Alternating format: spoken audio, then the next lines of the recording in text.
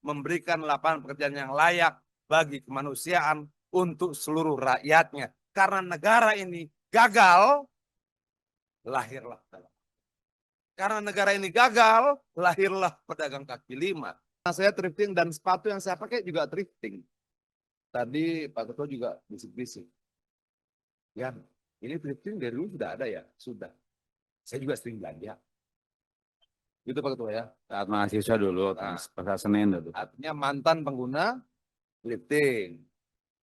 Nah, begini, tanggal 12 November lalu itu Pak Ketua, saya WhatsApp Pak Purbaya. Saya ajak dia untuk kita berdiskusi tentang thrifting. Kenapa?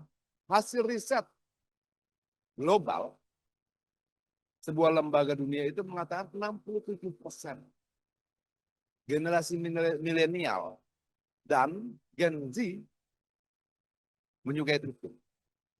67%. Lalu survei itu menjelaskan kenapa milenial dan Gen Z menyukai thrifting. Karena harga murah? Bukan. Karena modalnya bagus? Bisa. Lalu apa yang paling dominan penyebabnya? Terkait dengan lingkungan hidup. Apa hubungannya antara thrifting dan lingkungan hidup? Karena coba dipaparkan.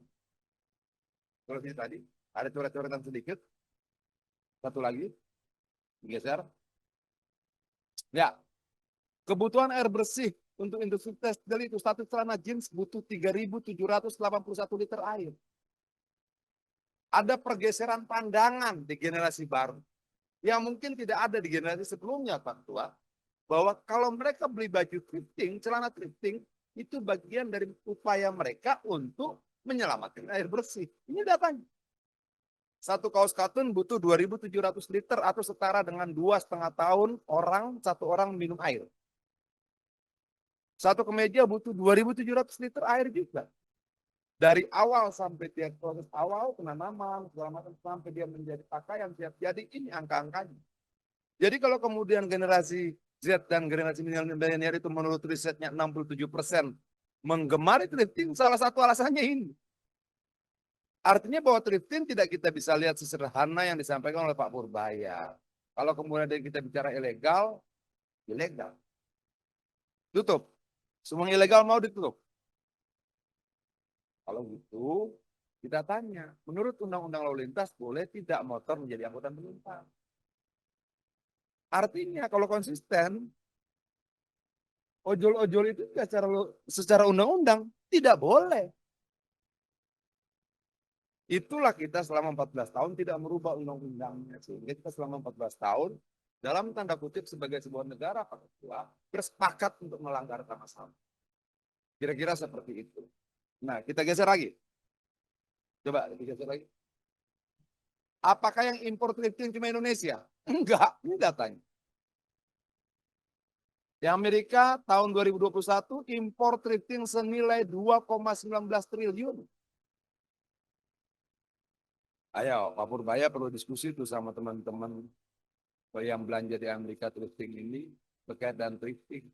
Belanda impor thrifting dari negara lain 2,76 triliun. Rusia impor thrifting dari negara lain 2,184 triliun. Ini datanya jelas. Jadi tidak cuma kita saja yang impor. Jadi ada perdagangan dunia juga, Ketua, yang saya tangkap. Belanda impor, Amerika impor, Rusia impor, Indonesia impor, dan sebagainya. Nah, solusinya apa? Pertama, pahami dulu problemnya.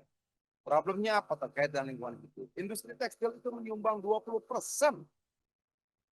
kerusakan udara. Datanya coba digeser lagi. Industri tekstil dan lingkungan menghasilkan 1,2 miliar ton emisi gas, menghasilkan 282 miliar karbon dioksida, menghasilkan 20% limbah industri dunia. Sumbangannya pada limbah industri itu 20%. Nah, ini data. Ini yang kemudian terjadi pergeseran pemikiran generasi Z dan generasi milenial itu lebih tertarik thrifting. Dalam kepala mereka sepertinya begini. Kalau saya tidak bisa membuat air bersih, saya tidak akan buang air bersih. Kalau saya membeli celana jeans bekas, itu sama artinya dan saya menyelamatkan paling tidak sekian ribu liter air bersih. Kira-kira begitulah cara pandang generasi sekarang. Nah, kita harus pahami ini. Kita harus pahami ini sehingga ketika kita sebagai regulator, Pemerintah regulator, kita regulator dengan pemahaman yang komprehensif, kita bisa mengambil keputusan yang lebih mewakili keadilan di masyarakat. Oke. Kalau kemudian pajak, ya dipajakin saya teman-teman keberatan. Ya. Kenapa? Karena kalau saya hitung, kalau pajak satu kontainer 20% dan nilai kontainer 2 miliar, cuma 200 juta. Tapi tanpa pajak, mereka dipungut lebih besar. Artinya ketika thrifting tidak dilegalkan sama saja, bisa dimaknai ketua, dengan membiarkan pungutan-pungutan liar itu terus terjadi. Bagaimana kemudian agar pungutan liar itu tidak terus-menerus, negara ambil alih dalam bentuk pajak. Lalu bagaimana kalau misalnya kebanyakan? Enggak. Thrifting ini segmented pasarnya. Pasarnya nambahnya kecil sekali. Kenapa?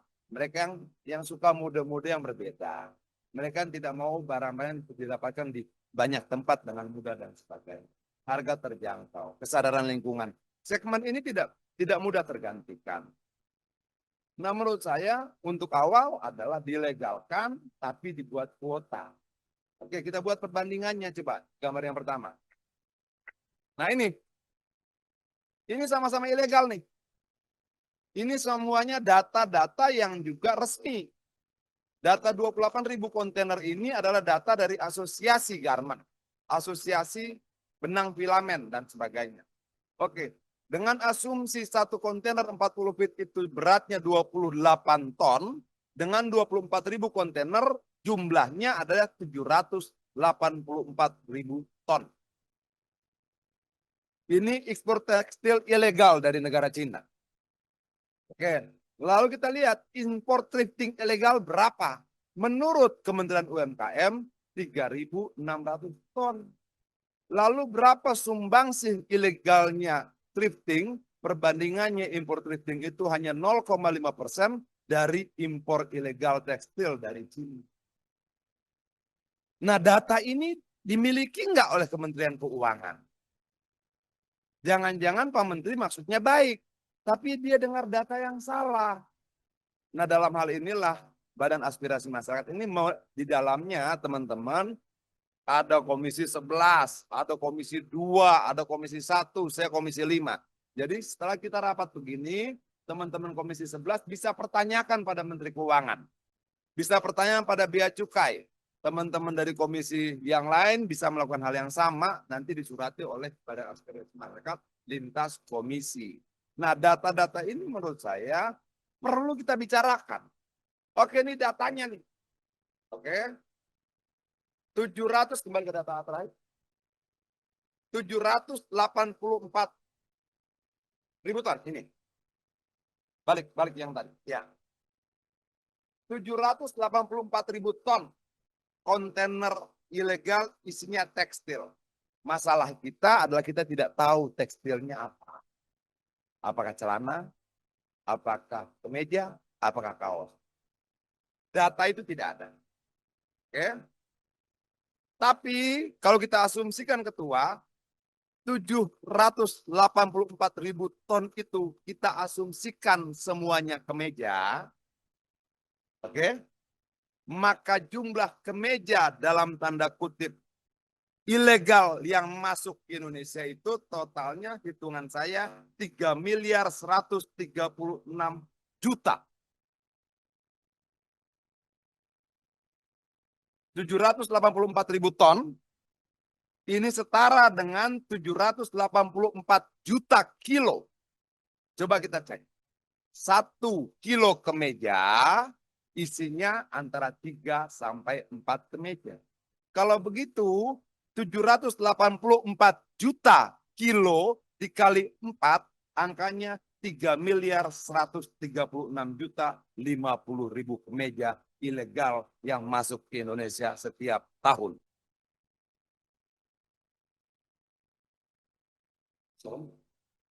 Oke. Lalu orang bilang ini membunuh UMKM. Mari kita hitung. Bagaimana menghitungnya? 3 miliar 136 ribu kemeja itu kita asumsikan diproduksi berapa banyak. Oke, kita ambil gampang-gampang saja biar nggak terlalu pusing.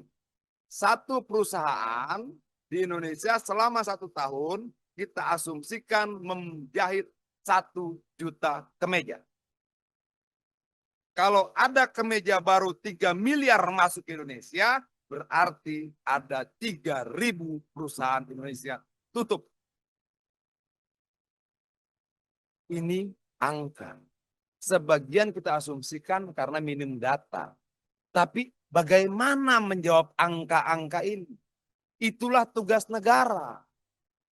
Negara harus mengambil keputusan, pemerintah harus mengambil keputusan tidak karena kepentingan orang per orang, tidak karena keinginan orang per orang, tapi kepentingan bersama yang dibangun di atas kalkulasi data-data, angka-angka, informasi yang benar. Ini yang mau saya ajak Pak Purbaya bicara kemarin. Dan dia jawab, kita atur waktunya ya, Bang. Kenapa saya mau sebelum dia bicara ini loh datanya. Saya tidak mau kemudian apa yang dinyanyikan oleh artis apa itu, yang lagunya gimana? Maling-maling kecil dipukuli, maling-maling besar dilindungi. 0,5%. Sangat kecil.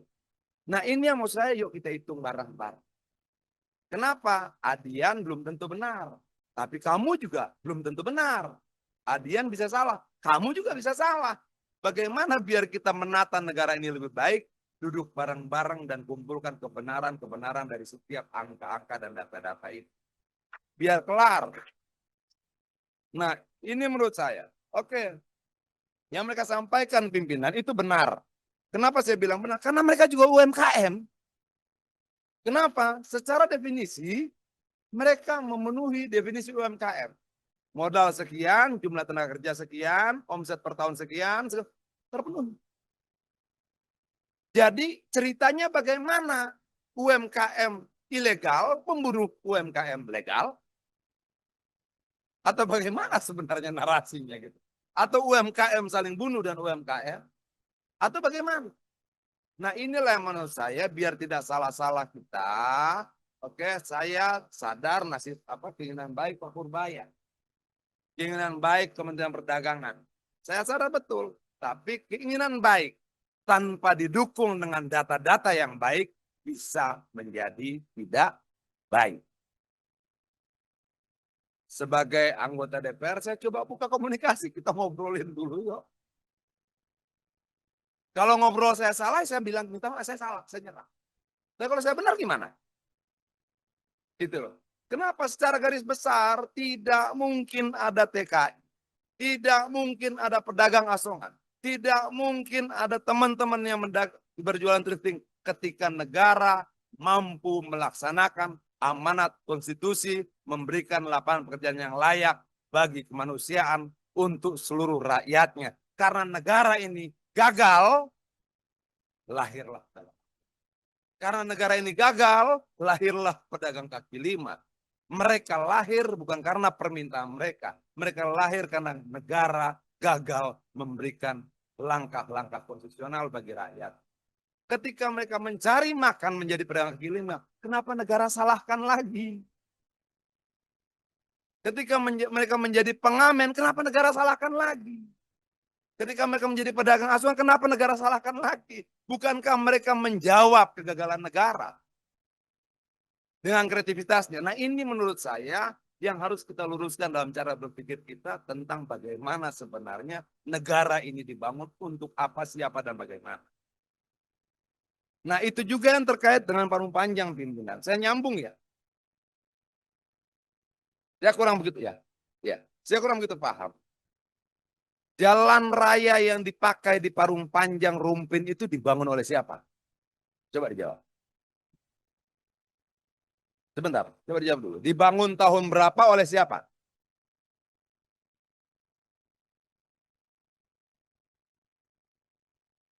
Coba. Baik, izin Pak. Bahwa jalan raya Parung Panjang itu Pak, dari tahun 1970 itu jalannya sudah ada Pak. Tapi kondisi jalannya masih Iya, tanah. dibangun untuk apa? Nah, pada tahun 1974 datang investor, namanya PT Sudamanik. Dia diminta untuk membebaskan lahan dan diperkuat gitu Pak. Ya, PT Sudamanik ini PT apa? PT Batu Andesit Pak, tambang batu. Artinya jalan Parung Panjang itu kalau dari sejarah yang bikinnya Download Tribun X sekarang. Menghadirkan lokal menjadi Indonesia.